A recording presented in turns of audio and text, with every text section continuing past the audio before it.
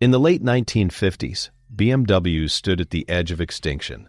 The Bavarian automaker was hemorrhaging cash, its model lineup trapped between extremes that nobody wanted. On one end sat expensive luxury sedans, priced beyond the reach of most buyers, and on the other, tiny microcars that could barely maintain highway speeds. The company had just posted devastating losses for 2 consecutive years, and its future looked increasingly bleak. By December 1959, the board faced a grim reality. Bankruptcy loomed, and rival Daimler-Benz had presented an offer to acquire the struggling manufacturer. The deal would have transformed BMW into little more than a body supplier for Mercedes vehicles, erasing the brand's identity forever. But at a dramatic shareholders' meeting that stretched for 10 hours, a remarkable intervention changed everything. Small shareholders revolted against the takeover, refusing to let their company disappear into the hands of their biggest competitor. Among them stood Herbert Quandt, a German industrialist who had inherited a stake in BMW from his father. Against the advice of his bankers and risking a substantial portion of his personal wealth,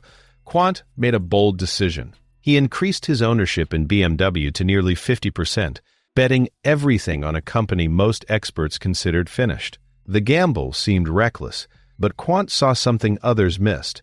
The financial bleeding that brought BMW to this crisis had multiple sources. The company's beautiful 507 Roadster, unveiled in the mid-50s, had become a spectacular commercial failure.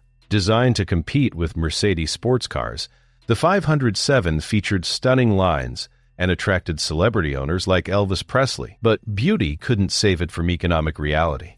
Production costs pushed the retail price to roughly $10,000, double what BMW had hoped to charge. The car lost money on every single unit sold, and BMW managed to produce only about 250 examples before shutting down the program in 1959. The timing couldn't have been worse. BMW's luxury sedans were aging rapidly, unable to compete with Mercedes in profitability or appeal. The motorcycle market that had sustained the company through difficult post-war years was collapsing as consumers shifted to cars. Even the quirky Isetta microcar, which had provided crucial cash flow by selling over 160,000 units, was seeing its moment pass as the economy improved and buyers wanted something more substantial. What saved BMW wasn't just Quandt's money, though that proved essential. Engineers and designers had already been working on a secret project that would completely redefine the company. They called it the Neue Klasse, meaning new class, and it represented BMW's entry into a segment they had abandoned since World War II. The idea was simple but revolutionary. Instead of chasing the luxury market or settling for economy cars, BMW would create a mid-sized sports sedan that combined quality, performance, and accessibility. The project team worked under intense pressure, knowing that BMW's survival depended entirely on getting this car right. Fritz Fiedler led the overall development, while Wilhelm Hofmeister handled styling and body engineering. The design they created broke completely with BMW's Baroque past, featuring clean lines and functional elegance. Most importantly, engineer Alex von Falkenhausen developed a new 4-cylinder engine with an overhead camshaft, the M10, which would become legendary in BMW history. The prototype made its debut at the Frankfurt Motor Show in September 1961, branded as the BMW 1500. The response was immediate and overwhelming.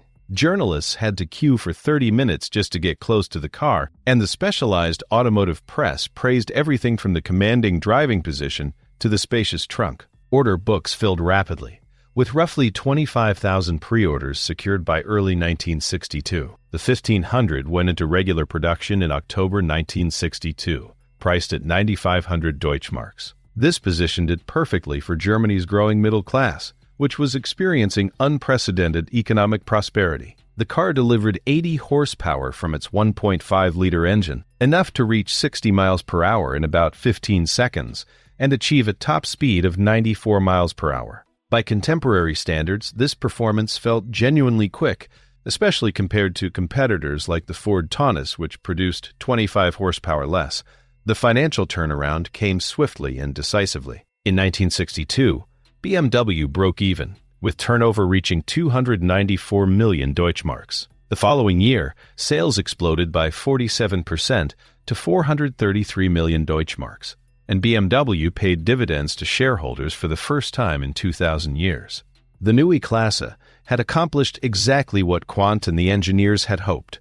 It filled the gap in BMW's lineup and attracted an entirely new customer base, where previous BMW models, like the 700, had appealed mainly to wage earners. 76% of early 1500 buyers were self-employed business owners. The car established BMW's identity as a manufacturer of sporty yet practical vehicles, creating the foundation for everything that followed. BMW quickly expanded the new E-Class range to capitalize on this success. The 1800 arrived in September 1963 with a larger engine producing more power. Special performance variants followed, including the 1800 Ti with twin carburetors and 110 horsepower designed specifically for motorsport homologation. The 2000 model appeared in 1965, and by 1966, BMW offered the 2000 Ti with 121 horsepower. Between February 1962 and January 1972, BMW produced an impressive 339,000 sedans from the new E-Class family. The sales growth during this decade was staggering. BMW tripled its car sales between 1960 and 1970, while revenue from vehicles increased more than sevenfold during the same period. The new E-Class also spawned one of BMW's most iconic model lines. Engineers created a shortened two-door version that became known as the 02 series, with the 2002 emerging as a massive hit in the American market. This car, more than any other, established BMW's reputation in the United States and proved that sporty European sedans could compete against Detroit's muscle cars. The success opened doors for BMW to establish sales subsidiaries in crucial markets, including the United States, France, and the United Kingdom. The Neue Klasse introduced design elements that became BMW trademarks. Hofmeister's distinctive kink at the base of the rear pillar became an almost universal feature on BMW vehicles, appearing on models for decades to come. The kidney grille took on its modern proportions, and the overall philosophy of creating driver-focused sports sedans became embedded in the company's DNA. Beyond saving BMW from bankruptcy, the new E-Klasse fundamentally changed the automotive landscape. It proved that a mid-sized sports sedan could be both practical and exciting, creating an entirely new market segment that competitors rushed to enter. The car showed that quality engineering and driving dynamics could succeed without requiring either luxury pricing or economy car compromises. This approach became the blueprint for BMW's future success and helped define what the automotive world now calls the premium segment. The new E-Klasse models were eventually replaced by the first 5 series in 1972, but their influence extended far beyond their production years.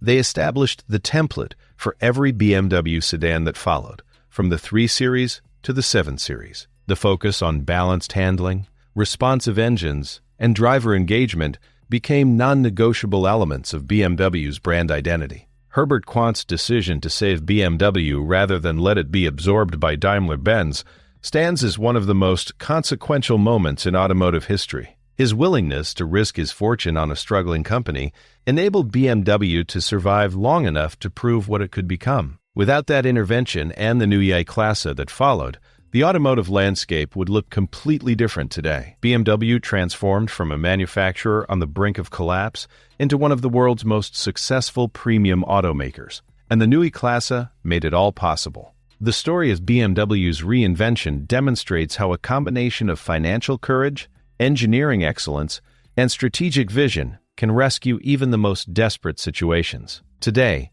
BMW remains independent and successful, producing millions of vehicles annually and maintaining its reputation for driver-focused engineering, all because a small group of people refused to accept defeat in 1959.